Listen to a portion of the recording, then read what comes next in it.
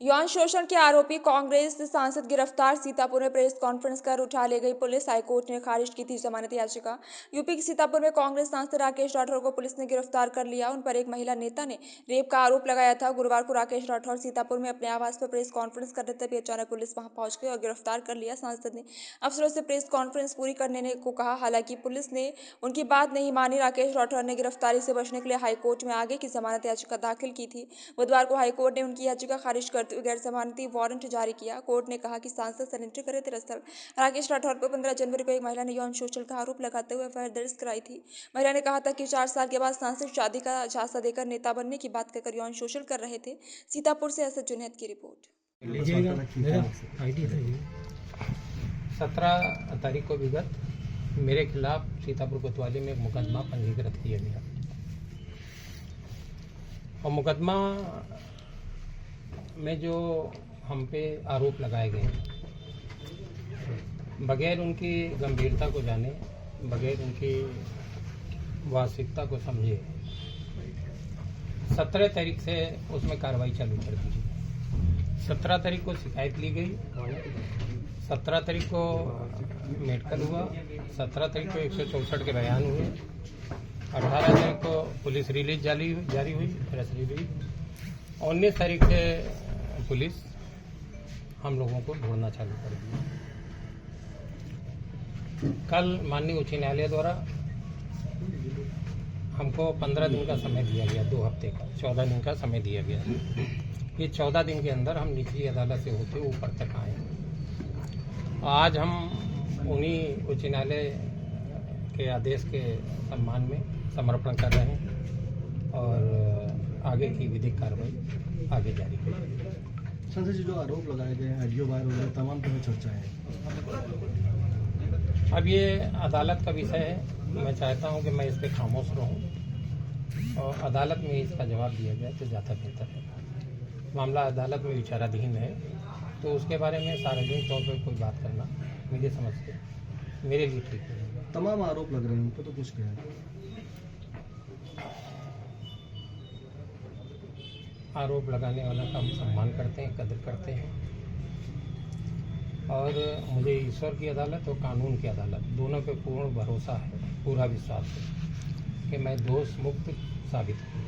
संसद जी, जगह जगह चर्चा है कि सोशल मीडिया पर भी चर्चा है, बाहर भी चर्चा है कि जो भ्रष्टाचार के खिलाफ आपने आवाज उठाई उसमें कुछ उन लोगों का षड्यंत्र, ऐसा लोग कह रहे, चर्चा है। 100% यहाँ के चर्चित भूमाफिया और तमाम तरीके के भ्रष्टाचारी, उन लोगों के हमारे अभियान से लगा था, उनकी जड़ें हिली थी, नींद हराम हुई।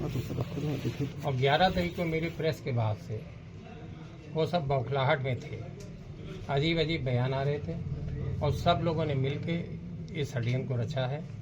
मैं फिर आप लोगों को भरोसा दिलाता हूँ और ईमानदारी से इस बात को कह रहा हूँ कि आरोपों में बिल्कुल भी सच्चाई नहीं है, लेकिन उन पर ज़्यादा लंबी बात करना मेरे लिए हितकर नहीं होगा, क्योंकि जब अदालत में, न्यायालय में विचाराधीन है तो हमको इंतज़ार करना चाहिए। दूसरी बात रही माफियाओं के खिलाफ, तो मैं आपके बीच फिर कह रहा हूँ कि जीवन के आखिरी सांस तक इस लड़ाई को जिंदा रखूँगा, लड़ूंगा।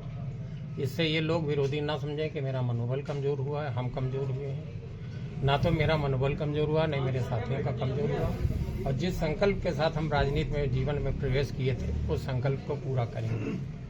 सांसद जी, मुकदमा लिखने के बाद पार्टी से क्या आपको 17 तारीख को हमको अपने मोबाइल बंद करने पड़े और 17 तारीख से आज तक मेरे मोबाइल बंद हैं। आज मैंने कहा खोल दो, बच्चों के से कहा।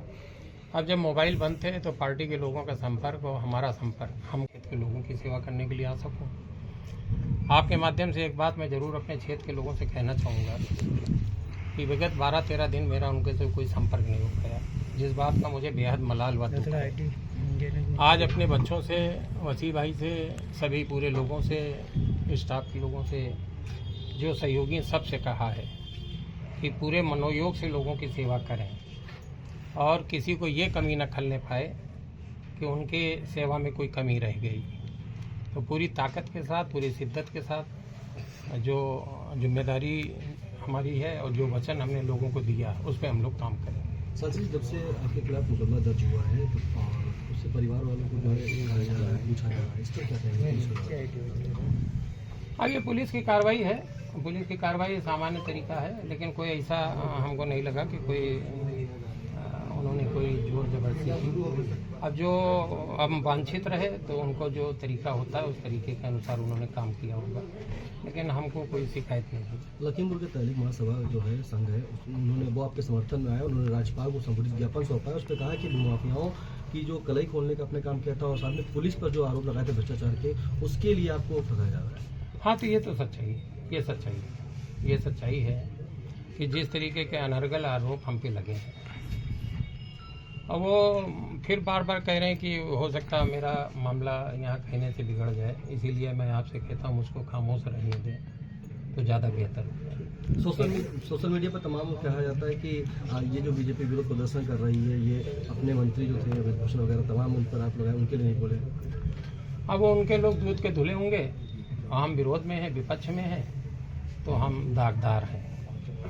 लेकिन इस देश में संविधान अभी जिंदा है, अदालतें भी हैं, और मुझको, मैं बार बार कह रहा हूँ, पूर्ण भरोसा विश्वास है कि मुझे न्याय मिलेगा। एक बहुत प्यारी सी लंबी सी गज़ल है, उसकी 4 लाइनें कह के मैं अपनी बात, अगर आपकी इजाज़त है तो समाप्त कर दूँ। उस गज़ल के अर्थ से आप समझ लेंगे कि हम क्यों ज़्यादा नहीं बोल रहे। कोई गेसू कोई आंचल हमें आवाज़ न दे, अब किसी आँख का काजल हमें आवाज़ न दे। हम हैं खामोश तो खामोश ही रहने दो हमें, कोई आहट कोई हसरत हमें आवाज़ न दे। हमने तन्हाई को महबूब बना रखा है, राख के ढेर में सोलों को दबा रखा। बहुत बहुत धन्यवाद आपका।